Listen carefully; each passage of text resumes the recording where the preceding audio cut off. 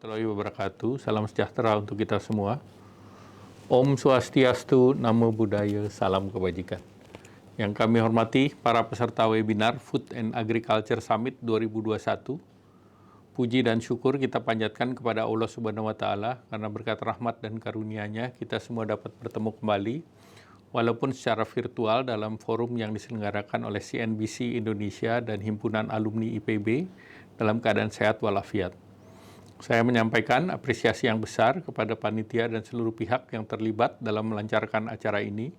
Semoga acara ini bermanfaat dan memotivasi kita semua untuk segera bangkit dari pandemi COVID-19. Hadirin yang berbahagia, pandemi COVID-19 mengakibatkan kontraksi ekonomi di hampir seluruh negara, termasuk Indonesia yang di tahun 2020 yang lalu mencatatkan pertumbuhan terkontraksi sebesar minus 2,07. Namun memasuki tahun 2021 sinyal positif pemulihan ekonomi Indonesia terus berlanjut dengan pertumbuhan sebesar di kuartal pertama minus 0,74 dan ini perbaikan dibandingkan triwulan sebelumnya.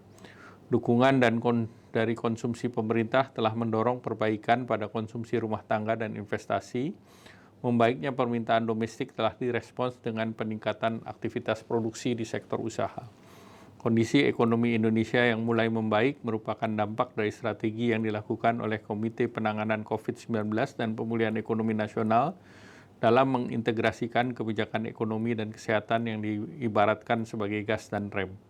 Dari sisi lapangan usaha, 64,56% ekonomi Indonesia berasal dari sektor industri, pertanian, perdagangan, konstruksi, dan pertambangan. Dari kelima sektor tersebut, hanya sektor pertanian yang tetap tangguh dan mencatatkan nilai pertumbuhan positif pada tahun 2021.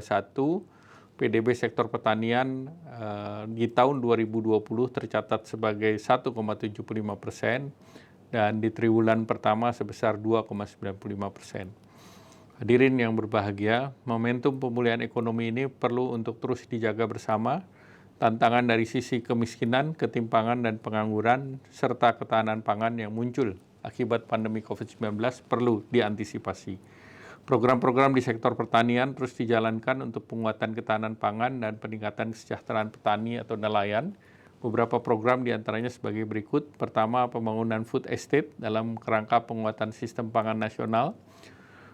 Berbagai pembatasan selama pandemi ini dan adanya early warning crisis dari FAO telah meningkatkan awareness kita akan pentingnya ketahanan pangan dalam jangka panjang. Untuk itu, Presiden mencanangkan proyek jangka panjang food estate di Kalimantan Tengah dan Sumatera Utara. Berbagai kementerian dan lembaga akan bekerja sama membangun proyek ini. Pengembangan food estate di atas akan dilaksanakan berbasis korporasi. Petani yang berkelompok dalam bentuk korporasi, baik dalam bentuk koperasi ataupun gapoktan, akan lebih mudah dalam pemberian akses pendampingan, pembiayaan, dan fasilitas lain yang disediakan oleh pemerintah bekerja sama dengan BUMN maupun swasta. Model korporasi bagi petani maupun nelayan akan menjadikan proses bisnis semakin modern dari hulu ke hilir secara utuh. Dari hulu seperti pencanangan One Village One Product atau One Pesantren One Product, dalam tahap pengolahannya seperti pendampingan penerapan teknologi, sertifikasi, hingga hilirnya sebagai pembangunan sistem logistik terpadu, serta cold storage akan membuat petani mendapatkan hasil yang optimum baik dalam bentuk on-farm maupun off-farm. Program lain adalah program kemitraan hortikultura berorientasi ekspor yang telah terbukti meningkatkan pendapatan petani. Di dalam model tersebut terdapat peran perusahaan mitra yang menjadi off-taker, sekaligus menyediakan bibit unggul, pendampingan hingga pengepakan ataupun packaging yang menarik. Pemerintah memberikan fasilitas fiskal, serta kemudahan ekspor sehingga daya saing ekspor produk hortikultura menjadi meningkat berkali lipat. Apalagi Indonesia memiliki banyak komoditas atau exotic fruit yang tidak dimiliki negara lain dan sekarang demand ekspornya sedang meningkat.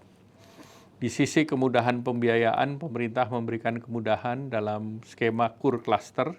Selama masa pandemi ini, pemerintah masih memberikan perpanjangan subsidi 3% selama 6 bulan sampai dengan akhir tahun 2021. Program lain adalah program peremajaan sawit rakyat, yaitu upaya pemerintah untuk meningkatkan produktivitas tanaman kebun sawit rakyat maupun untuk menjaga luasan lahan perkebunan kelapa sawit agar dimanfaatkan secara optimal untuk menyelesaikan masalah legalitas lahan. Target PSR tahun 2021 seluas 180.000 hektar berpotensi dapat menyerap tenaga kerja petani swadaya sebesar 2,6 juta dan pekerja non-pekebun sebesar 4,3 juta. Hadirin yang saya hormati, sinergi antara seluruh pemangku kepentingan merupakan kunci suksesnya penanganan COVID-19 dan pemulihan ekonomi nasional. Akhir kata, saya mengucapkan selamat mengikuti acara webinar Food and Agriculture Summit 2021. Semoga menghasilkan masukan yang konstruktif untuk kemajuan sektor pertanian dan pangan nasional. Semoga Allah Subhanahu wa Ta'ala memberi kita kemudahan dalam menghadapi pandemi COVID-19 menuju pemulihan ekonomi nasional. Terima kasih. Wassalamualaikum warahmatullahi wabarakatuh.